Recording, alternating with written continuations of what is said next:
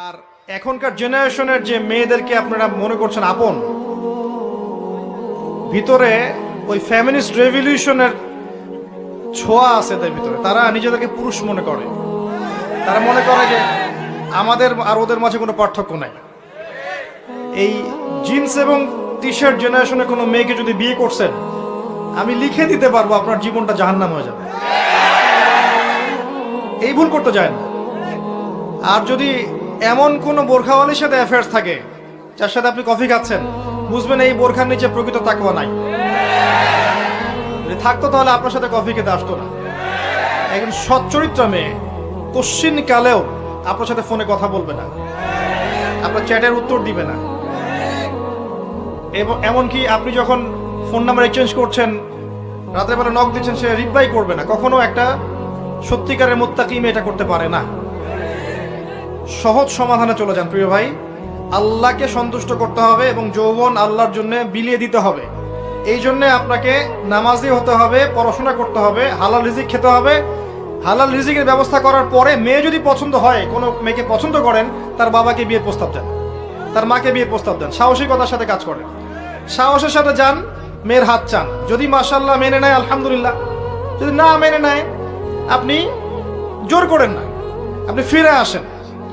ফিরে এসে আল্লাহর কাছে ইস্তেখারা করেন, সেজদায় দোয়া করেন, আল্লাহকে বলেন রব্বানা হাব লানা মিন আজওয়াজিনা ওয়া যুররিয়াতিনা কুররাতা আয়ুন ওয়াজআলনা লিল মুত্তাকিনা ইমামা। আল্লাহ আপনাকে এমন উৎস থেকে রিজিক দিবেন ইনশাআল্লাহ আপনি কল্পনা করতে পারবেন। তখন দেখবেন সত্যিকারের খাদিজা, সত্যিকারের আয়েশা রাদিয়াল্লাহু আনহুমা, তাদের মতো স্ত্রী আপনার ঘরে চলে আসছে ইনশাআল্লাহ। যখন আসবে তখন দেখবেন এই দুনিয়াটাতে আপনি জান্নাত পাবেন। এই দুনিয়াটা জান্নাত নয়, কিন্তু এই দুনিয়াতে যদি কারো ঘরে একটা নেককার স্ত্রী থাকে, সে ফিল করতে পারে জান্নাত কাকে বলে। এটা আল্লাহ পাক সবার তাকদীরে নসিব করেন না। যদি আপনি পবিত্র না থাকেন, আপনি যদি হারাম মিউজিকে থাকেন, এই যে ডিজে করেন, 31st নাইট করেন, ইয়াবা খান, মদ খান, হারাম অ্যাফেয়ার্স করেন, জেনা করেন, এগুলোতে লিপ্ত থাকেন, 10 ঘাটের পানি আপনি খেয়ে এসে থাকেন, আপনি কোশ্চিন গেল পবিত্র নারী পাবেন না। আপনি যাকে পাবেন দেখবেন সেও 10 ঘাটের জল খেয়ে আসছে। তখন কি হবে?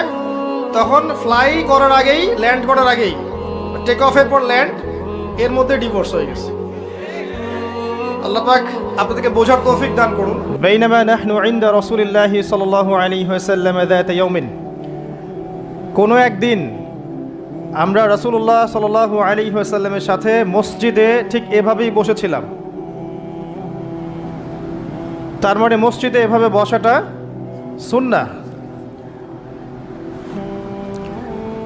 এরকমভাবে যখন আল্লাহর বান্দারা আল্লাহর কোরআন, রাসূলের হাদিস এগুলো শোনার এবং শেখার জন্য বসে, রাসূল সাল্লাল্লাহু আলাইহি ওয়াসাল্লাম অন্য হাদিসে বলেছেন ফেরেশতারা, মালায়েকারা তাদেরকে ঘিরে রাখে এবং আল্লাহ পাকের পক্ষ থেকে সাকিনা এবং রহমত বর্ষিত হতে থাকে।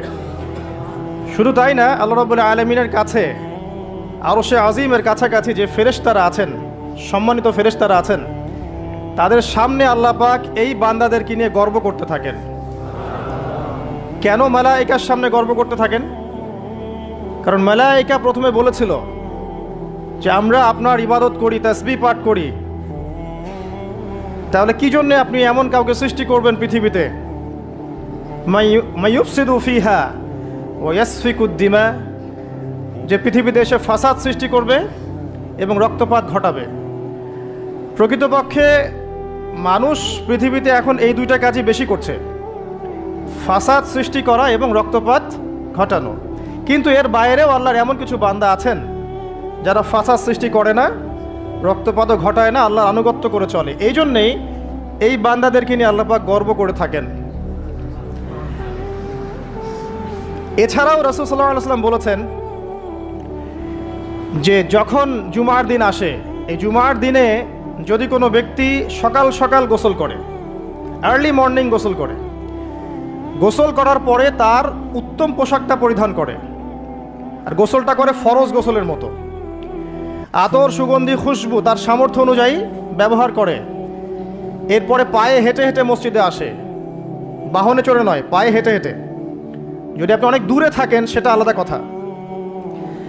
এবং ইমামের কাছাকাছি বসে, মসজিদে আসার পরে যতটুকু সম্ভব হয় সুন্নত পড়ে নিল, নফল পড়ে নিল, এরপর ইমামের কাছাকাছি এসে বসলো। ইমামের খুতবা শ্রবণ করে মনোযোগের সাথে।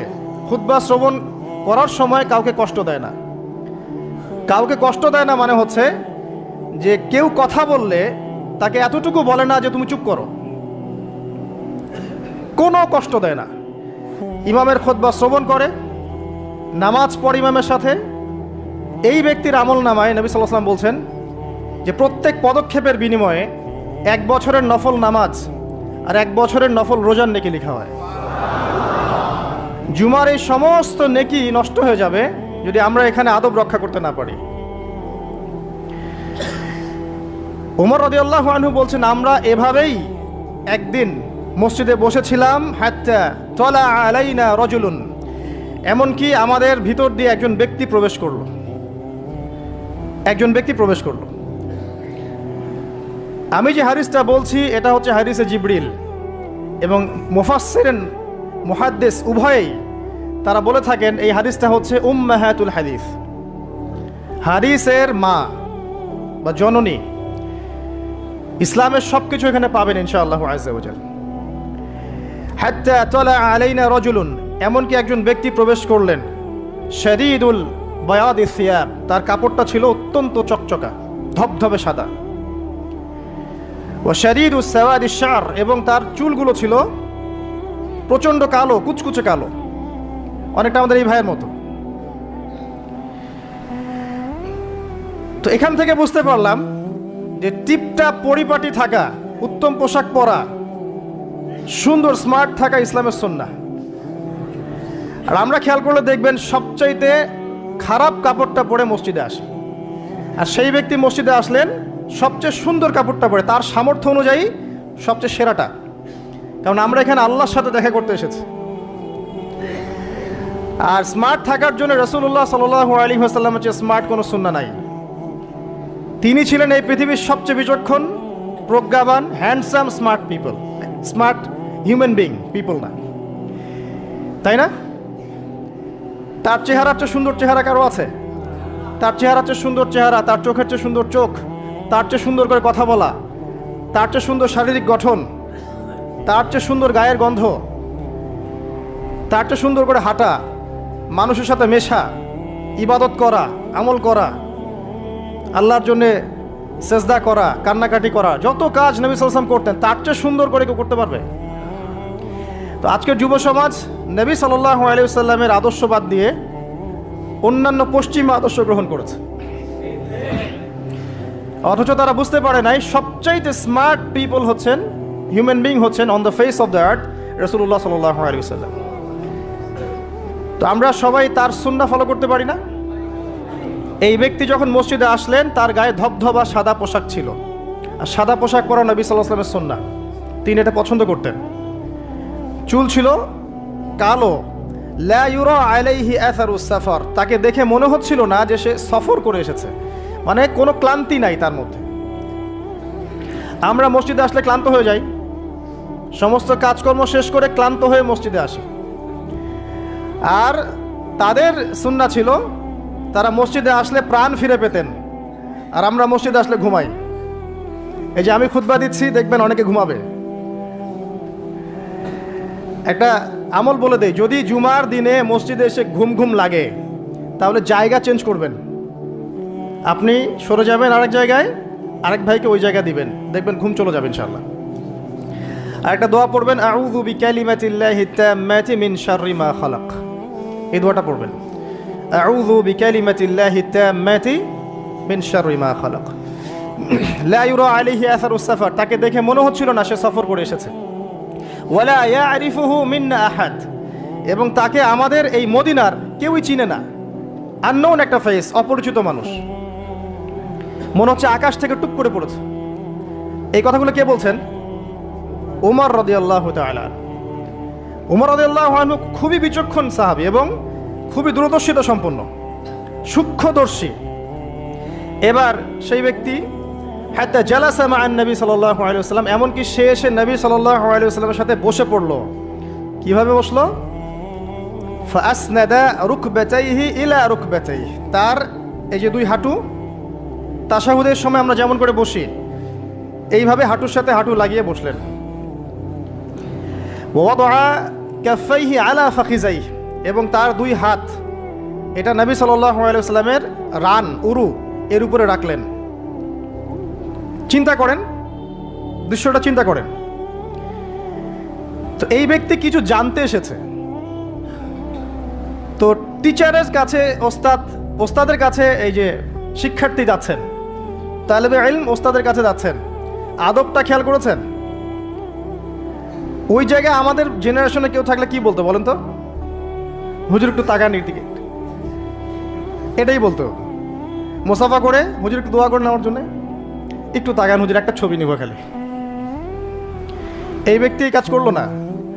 ওস্তাদের সাথে কিছু জানতে আসলে, কাছে কিছু জানতে আসলে দিনের ব্যাপারে আদব রক্ষা করতে হয়, না হলে জ্ঞান পাওয়া যাবে না।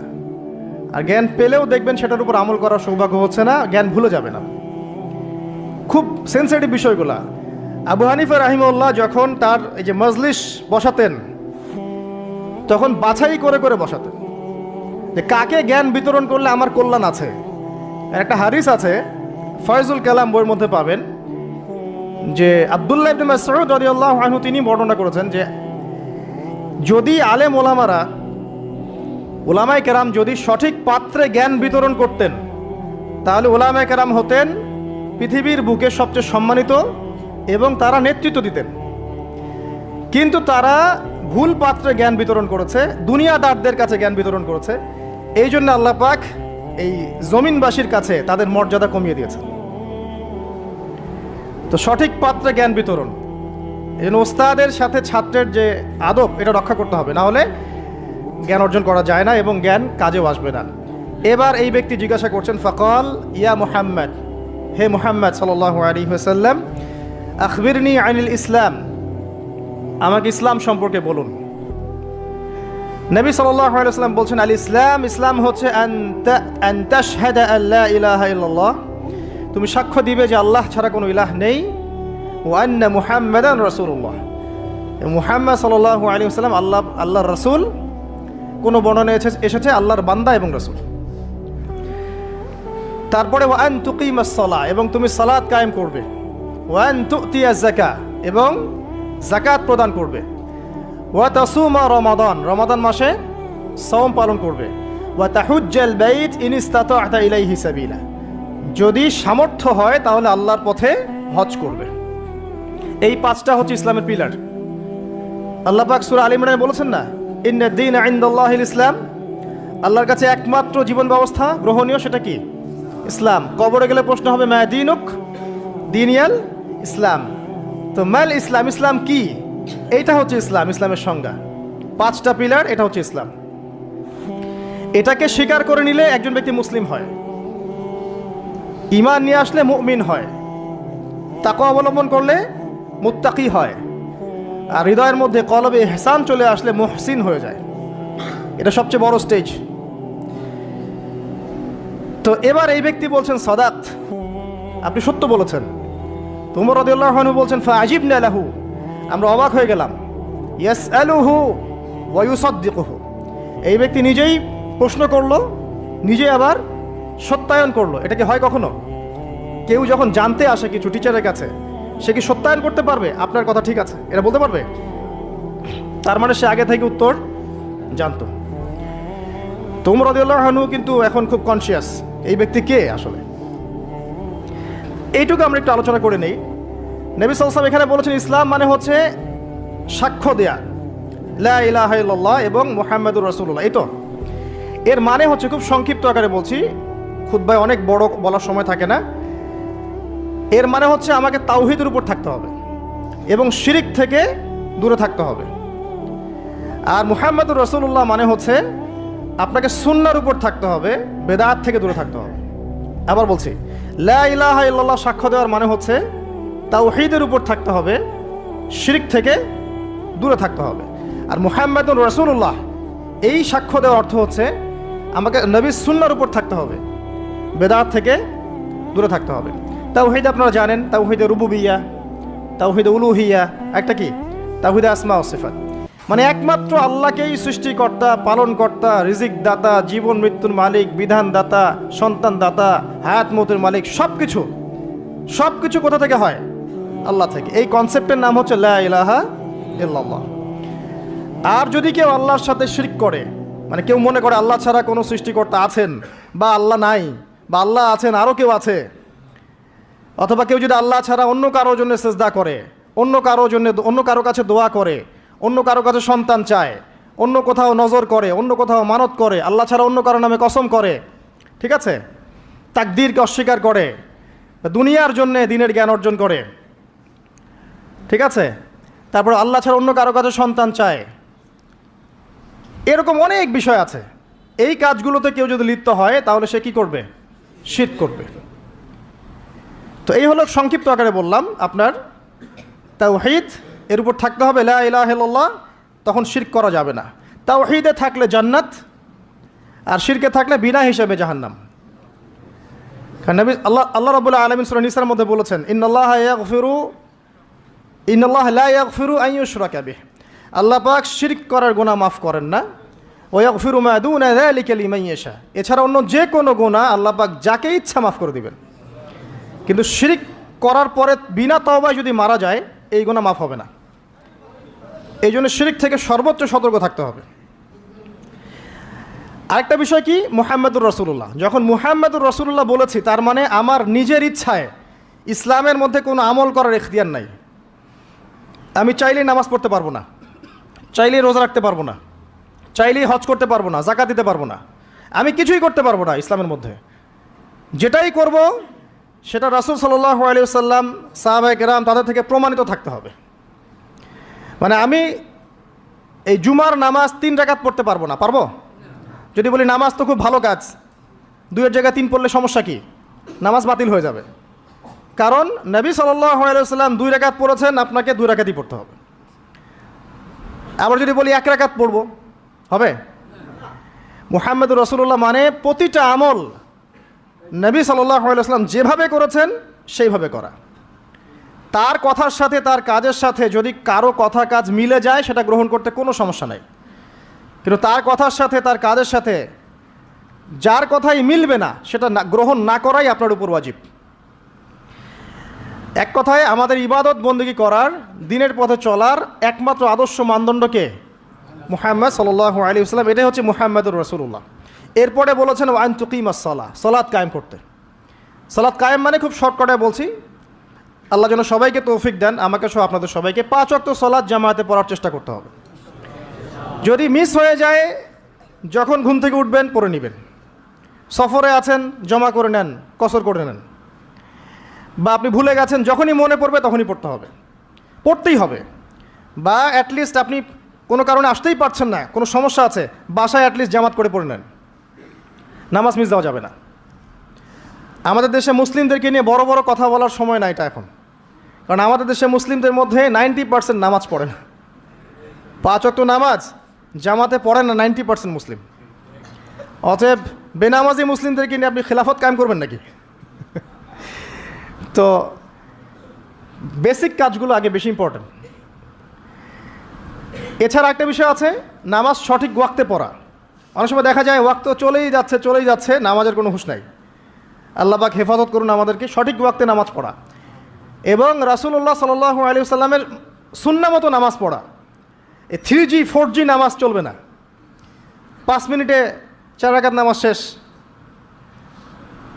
এটা রাসূলের সুন্নাহ ছিল না। কিন্তু একটা বিষয় হচ্ছে জায়েজ হয়ে যাবে, একটা হচ্ছে সুন্নাহ, দুটার মধ্যে অনেক পার্থক্য আছে। কুলি না করলে অজু হবে না, কুলি যদি না করি অজু হবে না। অজুর ফরজের মধ্যে কুলি আছে, কুলি না করলে অজু হয়ে যায়, কিন্তু সুন্নাহ মতো অজু হবে না, হবে? তো একটা জিনিস হচ্ছে জায়েজ, একটা হচ্ছে সুন্নাহ। আপনি কোনটা নেবেন? সুন্নাহ। মুহাম্মাদুর রাসূলুল্লাহ কে বলেছে? আমরাই তো বলেছি। অতএব প্রত্যেকটা কাজ তার সুন্নাহ মতো হতে হবে। তিনি নামাজ পড়তেন ধীর স্থিরভাবে, তাই না?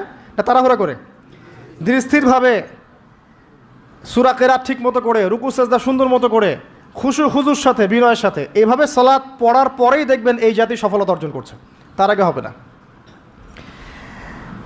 এরপরে বলেছেন নবী সাল্লাল্লাহু আলাইহি ওয়াসাল্লাম যাকাতের কথা, ওয়া আন তুতিয়াজ যাকাত। যাকাত কেন? কারণ ইসলামিক, মনে রাখবেন, ইসলামিক ইকোনমিক্সের বেইজ হচ্ছে যাকাত, সাদাকা, আপনার হালাল ব্যবসা, কৃষিভিত্তিক অর্থনীতি। আর বর্তমানের যে ইকোনমিক্স চলছে সারা ওয়ার্ল্ড ওয়াইড, যেটার মূল সেন্টার হচ্ছে পশ্চিমা বিশ্ব, এই ইকোনমিক্সের মূল বেস হচ্ছে রিবা বা সুদ। দেখেন, সম রাখা অবস্থায় কিন্তু আমরা মিথ্যা খুব একটা বলি না, চিটিং করি না, করতে গেলে মনে বাধা আসে, তাই না? মানুষকে ঠকাই না। আমরা সম রাখা অবস্থায় কিন্তু আল্লাহ দেখছেন মনে করে আমরা খাই না, পান করি না, স্ত্রী হালাল তাকেও ছুঁই না। তো হালালগুলো ছেড়ে দেই সিয়াম রেখেছি বলে, আল্লাহ দেখছেন বলে, এটাই আল্লাহ কনসিয়াসনেস।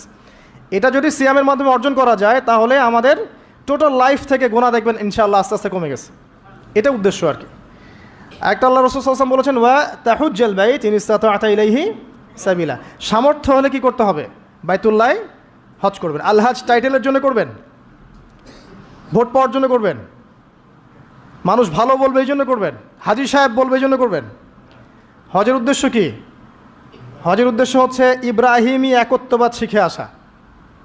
হজের যে কাজগুলা, এগুলো ইব্রাহিম আলাইহিস সালামের সুন্নাহর মধ্যে অন্তর্ভুক্ত। ইব্রাহিম ছিলেন তাওহীদপন্থী, শিরকের সাথে আপোষ করেন নাই, পরিবার ছেড়ে দিয়েছেন, বাবা বের করে দিয়েছে, আগুনে ফেলে দিয়েছে, স্ত্রীকে রেখে আসছেন, সন্তানকে রেখে আসছেন শুধুমাত্র আল্লাহর জন্যে। ইয ক্বালা লাহু রাব্বুহু আসলিম, যখনই আল্লাহ তার রব তাকে বলেছেন ইসলাম কবুল করো, মানে আত্মসমর্পণ করো, ক্বালা আসলামতু লিরাব্বিল আলামিন, তিনি বলেছিলেন কি?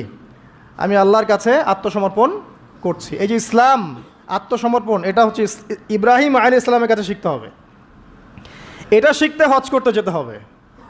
সাফা মারওয়া সাই করার সময় যদি আমার চেতনা এরকম না আসে যে এইভাবেই ওই যে হাজারা আলাইহিস সালাম তার ছোট্ট সন্তানকে পানি খাওয়ানোর জন্যে এই দৌড়াদৌড়ি করেছেন, হা হুতাশ করেছেন, একবার এই পাহাড় একবার ওই পাহাড়, ছোট্ট শিশু কাঁদছে পানির জন্যে, এই ফিলিংসটা না আসলে ওখানে জগিং হবে, ওই ফিলিংস আর হবে না। ওই সাফা মারওয়া কী হবে? জগিং হবে। ওই চেতনাটা আসতেছে না। তো এই সাফা মারওয়া কেন সাই করবেন? কার সুন্নাহ এটা? ওই কাজটা হাজরা আলাইহিস সালামের, ওই কাজটা আল্লাহর কাছে এত ভালো লেগেছিল, আল্লাহ পাক কিয়ামত পর্যন্ত সেটা রেখে দিয়েছেন, দেন নাই? ওই মায়ের আর্তনাদ তাহলে চিন্তা করেন। আর ওই মায়ের সন্তানকে ইসমাঈল আলাইহিস সালাম, এই সন্তানের আদর্শ দেখবেন। বাবা বলছেন যে ইয়া বুনাইয়া ইন্নী আরা ফিল মানামি আন্নী আযবাহুক, হে আমার ছেলে, আমি দেখেছি স্বপ্নে আমি তোমাকে জবাই করছি। ফানজুর মাযা তারা, তোমার কি রায়, তোমার কি খেয়াল? ক্বালা ইয়া আবাতি, বললেন হে আমার বাবা, ইফআল মা তু'মার, আপনাকে যে আদেশ করা হয়েছে আপনি তাই করুন। সাতাজিদুনি ইনশাআল্লাহু মিনাস সাবিরিন, ইনশাআল্লাহ আপনি আমাকে সবরকারী, ধৈর্যশীল পাবেন। এই সন্তানটাকে মানুষ করেছে তার মা হাজরা আলাইহিস সালাম, তার বাবা কিন্তু তাকে মানুষ করে নাই। ওই হাজরা যিনি সাফা মারওয়া সাই করছেন, এরকম মায়ের গর্ভ থেকেই এমন সন্তান আশা করা যায়। আর আমাদের পরিবারে, আমাদের সমাজের স্টার জলসা জি বাংলার স্ত্রীদের কাছে এমন সন্তান আশা করা যায় না। অপসংস্কৃতি দিয়ে এবং দুনিয়াবি বিষয়গুলো দিয়ে, ভোগ বিলাস, এগুলো দিয়ে এত মত্ত হয়ে গেছে এরা যে আল্লাহর তাওহীদ, আল্লাহর সুন্নাহ, ইসলামের আদর্শ, মূল্যবোধ সব ভুলে গেছে। সন্তানও বড় হচ্ছে মাশাআল্লাহ সেইভাবে। পরিবারগুলো যেন এখন এক একটা জাহান্নামের টুকরা। অথচ আল্লাহ পাক বলেছিলেন কু আনফুসাকুম ওয়া আহলিকুম নারা, নিজে জাহান্নামের আগুন থেকে বাঁচো, পরিবারবর্গকে বাঁচাও।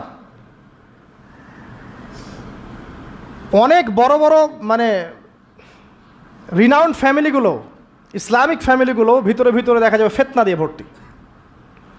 পারিবারিক ফিতনার কারণে দেখা যায় যে দিন নিয়ে চলা, দিনের পথে কাজ করা, প্রচার প্রসার করা অনেক সময় মুশকিল হয়ে পড়ে। তো পরিবারের পিতা যদি ইব্রাহিমের মতো হতে না পারে, মায়েরা যদি হাজরা আলাইহিস সালামের মতো হতে না পারে, এবং সন্তানরা যদি ইসমাঈল আলাইহিস সালামের মতো হতে না পারে, আপনি এরকম আদর্শ পরিবারও কল্পনা করতে পারবেন না, এবং এরকম পরিবারগুলো দিয়ে আদর্শ সমাজও কখনো বাস্তবায়ন হবে না। এমন হওয়ার তৌফিক আল্লাহ পাক আমাদেরকে দান করুন, আমিন। আরেকটা হজের চেতনা আছে, সেটা হচ্ছে ঐক্য। হজ মুসলিম উম্মাহকে ঐক্যবদ্ধ করে, আর হজ করে আসার পরে আমরা আবার বিভক্ত হয়ে যাই, সুবহানাল্লাহ। হজের মধ্যে হানাফি, আহলে হাদিস, দেওবন্দি, বেরলবি, আটরশি, চরমনা, এগুলো মারামারি হয় না? হজে হয় না? হজে সবাই এক হয়ে যায়, মাশাআল্লাহ। আর যখনই দেশে আসি বা যে যার জায়গায় চলে যাই, আবার যে যার মত পথ ধরি, তাই না? এতে করে উম্মার উপকার হচ্ছে। আমরা যত ছোটোখাটো মাসলা মাসালগুলো নিয়ে যখন আমরা মসজিদগুলো ভাগ করছি, এতে আমাদের উম্মার উপকার হচ্ছে, তাই না? মুহাম্মদ সাল্লাল্লাহু আলাইহি ওয়াসাল্লাম খুশি হবেন আমাদেরকে দেখলে কিয়ামতের মাঠে, হাউজে কাউসারের পানি দিবেন, আমাদের জন্য খাতির যত্ন করবেন। আল্লাহ বোঝার তৌফিক দান করুন। উম্মার সবচেয়ে দুঃখজনক জায়গাটা হচ্ছে অনৈক্য। মনে অনৈক্য কিন্তু বাইরে না, হৃদয়ে অনৈক্য, হিংসা, বিদ্বেষ, গীবত, তহমত এবং পরশ্রী কাতরতা, এগুলোতে ভরে গেছে হৃদয়টা। এই কলিজাগুলো যদি আল্লাহ পাক দেখাতে পারতেন সমাজে তুলে, দুর্গন্ধে কেউ ধার কাছে যেতে পারতো না। এই কলিজাগুলো যদি আল্লাহ পাক বের করে দেখাতেন সমাজে, এই দেখো অমুকের কলিজা এমন, দুর্গন্ধে কেউ ধার কাছে যেতে পারতো না। আত্মশুদ্ধি অর্জন করা ব্যতীত ইসলামের অন্যান্য আমলগুলো অন্তঃসার শূন্য। আল্লাহ পাক বোঝার তৌফিক দান করুন, আমিন। এবার এই ব্যক্তি দ্বিতীয় প্রশ্ন করেছে, ইয়া মুহাম্মদ আখবিরনি আনিল ঈমান, আমাকে বলুন ঈমান কাকে বলে। নবী সাল্লাল্লাহু আলাইহি ওয়াসাল্লাম বলছেন, আল ঈমান, ঈমান হচ্ছে আন তুমিনা বিল্লাহ, তুমি আল্লাহর প্রতি বিশ্বাস করবে, এক নাম্বার। ওয়া মালাইকাতিহি, তার ফেরেশতাগণের প্রতি বিশ্বাস করবে। ওয়া কুতুবিহি, তার কিতাবসমূহের প্রতি। ওয়া রুসুলিহি, তার রাসূলগণের প্রতি। ওয়াল ইয়াউমিল আখির, পরকালের প্রতি। ওয়াল কদরি খায়রিহি ওয়া শাররিহি, তাকদীরের ভালো মন্দের প্রতি। আল্লাহর প্রতি ঈমান তো বোঝেন, যেটা বললাম তাওহীদ, ওটাই আল্লাহর প্রতি ঈমান। দুই নাম্বার হচ্ছে মালায়েকা, ফেরেশতাদের প্রতি বিশ্বাস করেন তো? সবাই বিশ্বাস করে না। এখনকার জেনারেশনে মানুষ এলিয়েনে বিশ্বাস করে, ফেরেশতায় বিশ্বাস করে না। বাসা থেকে যখন বের হয়েছেন, বিসমিল্লাহি তাওয়াক্কালতু আলাল্লাহ লা হাওলা ওয়ালা কুওয়াতা ইল্লা বিল্লাহ, সাথে সাথে ফেরেশতা আপনার সাথে চলে আসছেন। রাত্রেবেলা যখন ঘুমানোর সময় পড়েছেন আল্লাহু লা ইলাহা ইল্লা হুয়াল হাইয়ুল কাইয়ুম, এখান থেকে শেষ পর্যন্ত আয়াতুল কুরসি, একজন ফেরেশতা আল্লাহর পক্ষ থেকে আপনাকে পাহারা দিয়েছে। আপনার ডানে বামে দুজন ফেরেশতা আছেন, কিরামান কাতিবিন ইয়ালামুনা মা তাফআলুন। কবরে ফেরেশতা আসবে, মৃত্যুর সময় ফেরেশতা আসবে। আল্লাহ রাসূল সাল্লাল্লাহু আলাইহি ওয়াসাল্লাম যখন মেরাজে গিয়েছেন, বাইতুল মামুরে ফেরেশতা দেখেছেন, তার কাছে জিবরাইল আলাইহিস সালাম আসতেন, ওহী নিয়ে এসেছেন। ফেরেশতার তার কাছে এই ফেরেশতার 600-র মতো পাখা ছিল। আল্লাহ পাকের এমন ফেরেশতা আছেন যার একটা ফুৎকারে এই মহাবিশ্ব ধ্বংস হয়ে যাবে অচিরেই। আন তুমিনা বিল্লাহি ওয়া মালাইকাতিহি, তার ফেরেশতা মণ্ডলীর প্রতি বিশ্বাস স্থাপন করবে। এই মসজিদের 4-5 ফেরেশতা ঘিরে রাখছেন, এই ঈমান রাখতে হবে। আপনি দেখতে পারবেন না, সব কিছু বাহ্যিক দৃষ্টিতে দেখা যায় না। এটা সায়েন্স বিশ্বাস করুক আর না করুক, ফেরেশতার অস্তিত্ব অবশ্যই আছে। বিশ্বাস না করলে ঈমান থাকবে না। আর একটা বিষয় হচ্ছে ওয়া কুতুবিহি, আসমানি সমস্ত কিতাবে বিশ্বাস করা। আমরাই একমাত্র জাতি, ভালো করে মনে রাখবেন, আমরা মুসলিমরাই একমাত্র জাতি যারা তাওরাত, জাবুর, ইনজিল সহ যত আসমানি কিতাব আছে সবগুলোর প্রতি ঈমান রাখি। ইহুদিরা কি কোরআনে বিশ্বাস করে? নাসারারা কি কোরআনে বিশ্বাস করে? আমরা ওদের তাওরাতেও বিশ্বাস করি, জাবুরেও বিশ্বাস করি। তো কারা অসাম্প্রদায়িক? এই যে একটা ট্যাগ লাগিয়ে দেওয়া হচ্ছে এখন, তাহলে কারা অসাম্প্রদায়িক? ওয়া রুসুলিহি, প্রত্যেকটা রাসূলকে আমরা বিশ্বাস করি। আল্লাহর পক্ষ থেকে যত রাসূল এসেছেন সবাইকে কি করি? আমরা বিশ্বাস করি। লা নুফাররিকু বাইনা আহাদিম মিনহুম, তাদের কারো মাঝে আমরা কোনো পার্থক্য করি না। আমরা মুসা আলাইহিস সালামকে মানি না, ঈসা আলাইহিস সালামকে মানি না, এবং ফলো করি মুহাম্মদ সাল্লাল্লাহু আলাইহি ওয়াসাল্লামকে, কারণ তিনি আমাদের সর্বশেষ নবী এবং সবচেয়ে নিউ এডিশনটাই তো মানুষ নিবে, তাই না? তিনি সবচেয়ে নিউ এডিশন এবং ফাইনাল টেস্টিমেন্ট, এই জন্য আমরা তাকে ফলো করি। আমরা অনেক স্মার্ট। কিন্তু ইহুদিরা কি মুহাম্মদ সাল্লাল্লাহু আলাইহি ওয়াসাল্লামকে মানে? খ্রিস্টানরা কি মুহাম্মদ সাল্লাল্লাহু আলাইহি ওয়াসাল্লামকে মানে? তাহলে কারা সাম্প্রদায়িক, কারা অসাম্প্রদায়িক? আমরা সবাইকে মানি, প্রত্যেক আসমানি কিতাবে বিশ্বাস করি, প্রত্যেক নবী রাসূলকে বিশ্বাস করি। এবং ইসলাম সবচেয়ে উদার নৈতিক ধর্ম। এর চেয়ে উদার নৈতিক মানবতাপ্রেমী কোনো ধর্ম নাই পৃথিবীতে। এবং এটা একমাত্র রিলিজন যেখানে প্রত্যেকটা বিষয়ের সমাধান আছে। আপনি মানেন আর নাই মানেন, কেউ বাধ্য করেনি। মানলে আপনি আল্লাহর আনুগত্য করবেন এবং জান্নাতে যাবেন ইনশাআল্লাহ। যদি না মানেন, আপনার বিচার পরকালে আল্লাহ পাক করবেন। কেউ কারো উপরে জবরদস্তি করতে যাবে না, তাই না? লা ইকরাহা ফিদ্দিন, দিনের মধ্যে কোনো বাড়াবাড়ি নাই। ফাযাক্কির ইন্নামা আনতা মুযাক্কির, তুমি উপদেশ দাও, তুমি শুধুমাত্র কি উপদেশদাতা। লাস্তা আলাইহিম বিমুসাইতির, তুমি কারো উপরে দারোগা নও, জাস্ট মেসেজ পৌঁছে দেয়া, মানলে মানবে, না মানলে না, সিম্পল। এর জন্য কি বোমাবাজি করতে হবে? রাষ্ট্রের মধ্যে অরাজকতা সৃষ্টি করতে হবে? হিন্দু মুসলিম মারামারি করতে হবে? কিচ্ছু করতে হবে না। এগুলো ইসলামের সাথে সাংঘর্ষিক, এগুলো করতে যাবেন না। বরং এইসব কাজের কারণে ইসলাম ক্ষতিগ্রস্ত হয়, মুসলিমরা ক্ষতিগ্রস্ত হয়। মুসলিমদের সবচেয়ে বেশি দরকার এখন পড়াশোনা করা, পড়াশোনা করা, জ্ঞান অর্জন করা। জ্ঞান অর্জন করতে থাকেন, ইনশাআল্লাহ আল্লাহ আপনার হৃদয়ের চোখ খুলে দেবে ইনশাআল্লাহ। আল্লাহ পাক সবাইকে পরিপূর্ণ জ্ঞান অর্জন করা তৌফিক ইনায়াত করুন, আমিন। আরেকটা বলেছিলেন ওয়াল ইয়াউমিল আখির, পরকালে বিশ্বাস করা, তাই তো? পরকাল মানে এই মৃত্যু থেকে শুরু হবে পরকাল, তারপরে কবরের প্রশ্ন উত্তর। যে ব্যক্তি পৃথিবীতে আল্লাহর সাথে শিরিক করেছে সে কখনো মান রব্বুক প্রশ্নের উত্তর দিতে পারবে না। যদি শিরিক থেকে তওবা না করে মারা যায় সে কখনো মান রব্বুকা প্রশ্নের উত্তর দিতে পারবে না, পসিবল না। যে ব্যক্তি পৃথিবীতে তাওহীদের উপর থাকবে ইনশাআল্লাহ সে ব্যক্তি মান রব্বুক প্রশ্নের উত্তর দিতে পারবে। পৃথিবীতে যে ব্যক্তি ইসলামকে ঠাট্টা বিদ্রুপের ছলে গ্রহণ করেছে, এর আনুগত্য করেনি, একে রিজেক্ট করেছে, সে মা দিন উকা প্রশ্নের উত্তর দিতে পারবে না। পৃথিবীতে যে ব্যক্তি রাসূল সাল্লাল্লাহু আলাইহি ওয়াসাল্লামের আদর্শ মতো চলেনি, মান নবিয়ুকা বা মান হাযার রাজুল বুইসা ফিকুম, এই প্রশ্নের উত্তর দিতে পারবে না। আর বিশ্বাস করেন যারা এই তিনটা প্রশ্নের উত্তর দিতে পারবে, অর্থাৎ তাওহীদপন্থী, সুন্নাহপন্থী এবং দিনকে পরিপূর্ণরূপে গ্রহণকারীরা, তাদেরকে আরও একটা প্রশ্ন করা হবে। ফেরেশতারা অবাক হয়ে বলবেন যে কিভাবে তুমি এগুলো জানলা, কিভাবে তুমি এগুলো জানলা? সে ব্যক্তি তখন বুক ফুলিয়ে বলবে যে আমি করাআতু কিতাবাল্লাহ, আমি আল্লাহর কিতাব পড়েছি, ফাআলিমত, এরপরে জেনেছি। তো আল্লাহর কিতাব পড়া হয় তো মাশাআল্লাহ নিয়মিত, আল্লাহর কিতাব নিয়মিত পড়া হয় তো মাশাআল্লাহ, পড়বেন প্রিয় ভাইয়েরা। ডেইলি আধা ঘন্টা হলেও, আমি বলি 10টা মিনিট হলেও কোরআন পড়বেন। আধা ঘন্টা পড়লে আরও ভালো, 1 ঘন্টা পড়লে সবচেয়ে ভালো। সবচেয়ে ভালো হয় ডেইলি 1 পারা করে পড়তে পারলে। আমার পরিবারবর্গ এই কাজটা করে মাশাআল্লাহ, ডেইলি 1 পারা পড়তে চেষ্টা করে, আমি পারি না। কারণ শুধুমাত্র তোতা পাখির মতো পড়ে গেলে আমার মন ভরে না, যতক্ষণ পর্যন্ত না আয়াতগুলোকে নিয়ে আমি ভাবছি, গবেষণা করছি, অর্থটা বুঝতে হবে। তো ডেইলি 1 পারা পড়ার অভ্যাস করলে হবে কি, মাসে 30 পারা, প্রতি মাসে 1 খতম।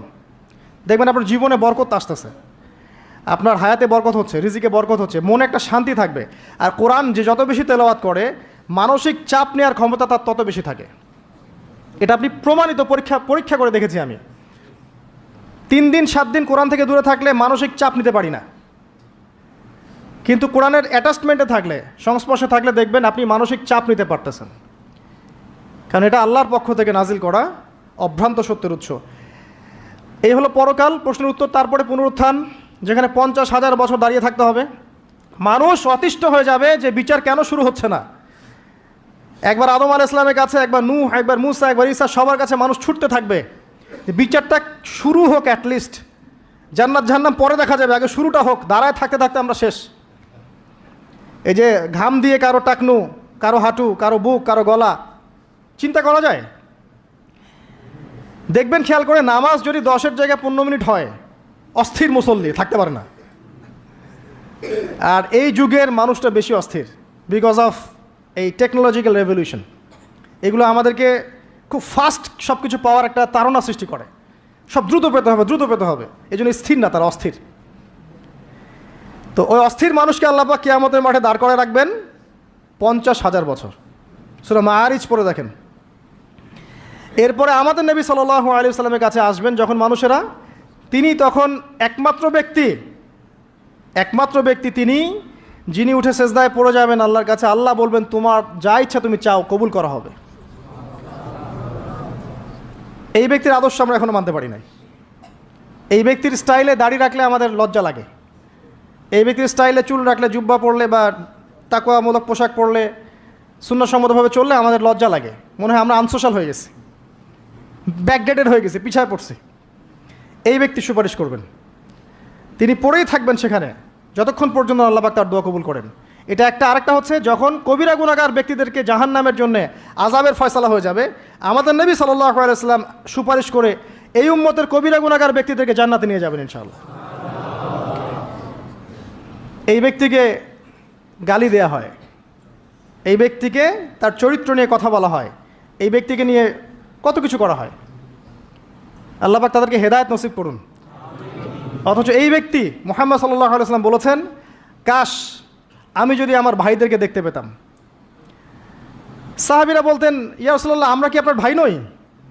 নবীজি বলতেন সাল্লাল্লাহু আলাইহি ওয়াসাল্লাম, তোমরা আমার সাহাবী, আমার ভাই তারা যারা আমার পরে তোমাদের পরে আসবে, যারা আমাকে না দেখে ঈমান নিয়ে আসবে। আমরা হচ্ছে তার ভাই। সুবহানাল্লাহ। এরপরেও এই উম্মার মধ্যে যারা আলেম ওলামা, ইলমের চর্চা করবেন, ইলমের প্রচার প্রসার ঘটাবেন, তাদের সাথে রাসূল সাল্লাল্লাহু আলাইহি ওয়াসাল্লামের একটা সখ্যতা থাকবে। এই উম্মতের মধ্যে যারা এতিমদের দেখাশোনা করবে, মিসকিনদের দেখাশোনা করবে, তারা নবী সাল্লাল্লাহু আলাইহি ওয়াসাল্লামের সাথে এই জান্নাতে এতটুকু দূরত্ব থাকবে। যারা বিধবা এতিম মিসকিনদের দেখাশোনা করবে, এতটুকু দূরত্ব থাকবে। যে ব্যক্তি তার চরিত্রকে হেফাজত করতে পারবে, নবী সাল্লাল্লাহু আলাইহি ওয়াসাল্লাম বলেছেন তার জন্য আমি জান্নাতের মাঝখানে একটা ঘরের জিম্মাদার হব। এরকম অনেক হাদিস আছে। এই ব্যক্তি একমাত্র ব্যক্তি যিনি আপনাকে ছাড়া জান্নাতে যাবেন না, যিনি জান্নাতে না গেলে জান্নাতের দরজা খোলা হবে না, যিনি পুল সিরাতের মতো জায়গাতেও ইয়া নাফসি বলবেন না, বলবেন ইয়া উম্মতি ইয়া উম্মতি। তিনি একমাত্র ব্যক্তি যাকে কবরে দেখানো হবে আপনাকে আমাকে। তিনি একমাত্র ব্যক্তি যিনি অঝর নয়নে আমাদের জন্য কেঁদেছেন রাতের বেলা আল্লাহর কাছে, যিনি হাউজে কাউসারে থাকবেন আমাদের জন্যে, যাতে আমরা পানি পান করতে পারি। আল্লাহ পাক আমাদেরকে রাসূল সাল্লাল্লাহু আলাইহি ওয়াসাল্লামের সুন্নাহ পরিপূর্ণরূপে মেনে চলার তৌফিক দান করুন।